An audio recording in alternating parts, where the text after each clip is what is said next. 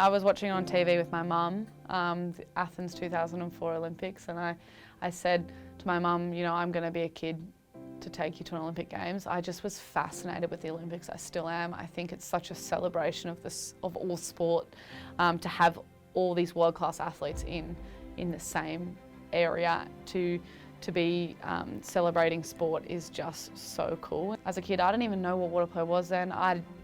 When I started water polo, I didn't know it was an Olympic sport. It wasn't kind of brought to my attention until I was at an under-16s nationals, and my team had just won, and I got voted the most valuable player at that nationals, and someone came up to me and said, like, you could go to the Olympics for this sport.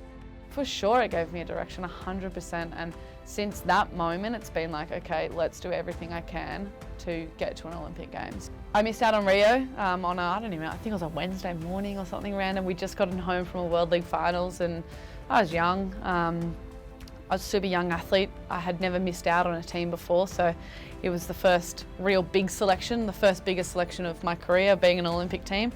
Got the phone call at 10 on the dot, picked it up.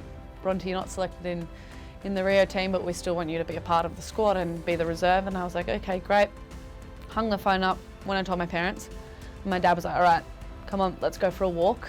We live in Manly, so we walked down to the beach. It's middle of winter, freezing cold. And we just sat down on the beach, and he told me a story about when he missed out on the World Cup, and I don't even remember the words that were said or what exactly was his message at the time. I don't even think he knew. It was more just like a father and daughter speaking. And then he was like, all right, come on, we're going in the ocean.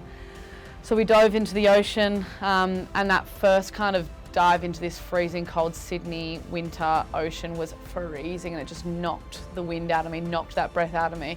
But coming up for the air after was a really kind of quite a euphoric moment with my dad, that I was like, yeah, I can still breathe, I'm alive, everything's gonna be okay,